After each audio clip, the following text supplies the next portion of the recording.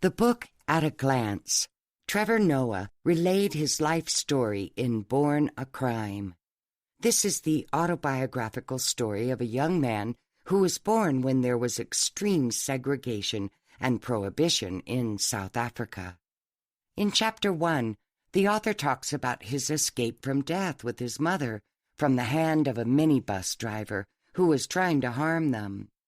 It was a misadventure that started because his mother didn't want to miss going to the 3 churches that she was used to attending on Sundays. Chapter 2 is focused on the way his mother lived and met his father after she left home. She had chosen to have a child of her own, despite his father's thoughts on the matter. He relayed how hard it was for them to be together because of the fact that it was illegal for his mother and father to have a child together. In Chapter 3, his mischief backfired when he had to pray for the death of the demon which pooped in their kitchen. The point was that it was Trevor himself who did that. His fear that his prayers actually all come true got the best of him, but he still didn't tell other people that he was the culprit. In Chapter 4, he recalls how he was able to use language as a means to change the perception of people to the color of his skin. Since he was fair-skinned, black people often thought he was white. However, he was able to navigate the difficult and often awkward situations by speaking to a person in their own language with the same accent. In Chapter 5, he talks about the life of his mother. She's been through a lot, but she was able to make something of her life and raise Trevor as best she could. In Chapter 6, there were several anecdotes of the kind of cat-mouse relationship Trevor had with his mom when he was growing up. They were there for each other, but because of his general naughtiness and her need to keep him in line, they always ended up at odds about things. In Chapter 7, Trevor meets his first love and his first betrayal. Foofy, his first pet dog, was able to teach him the valuable lesson that we could not own the one that we love. In Chapter 8, Trevor reconnects with his father because of his mother's suggestion. He was delighted to know that things could start off again where they left off. However, it was challenging to get to know his secretive Swiss-German father, so Trevor made a little mistake. After spending time with him again, Trevor got to know him a little bit better. Chapter 9 presents a horrible recollection of how Abel beat up some kids who bullied Trevor. That was when he realized that his mother's boyfriend was big trouble. It was foreshadowing to the future abuse that they would experience under him.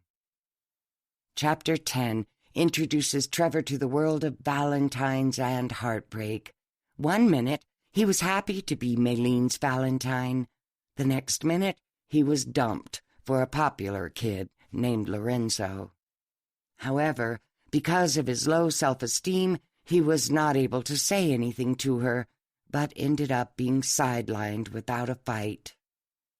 Chapter 11 reminds the fact that Trevor was still the outsider, and that presented a lot of problems for him throughout his life. Chapter 12 is about the following.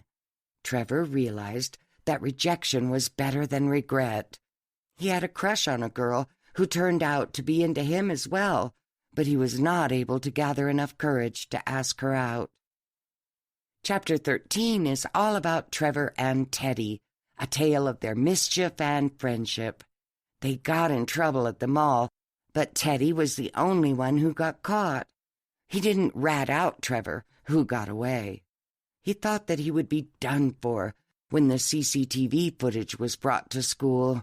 However, it turns out, since he was less dark than Teddy, the camera made him look whiter than he should be.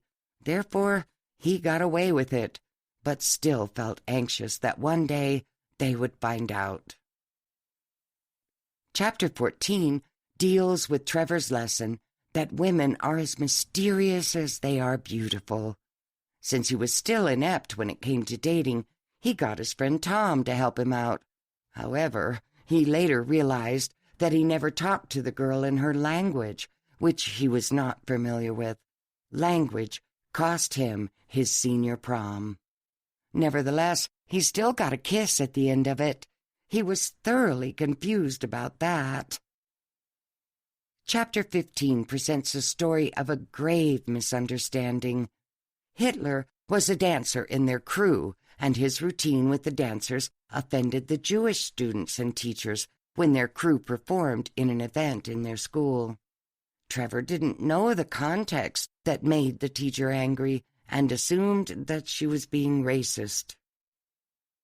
Chapter 16 is focused on how the Cheese Boys were different from the kids from the hood.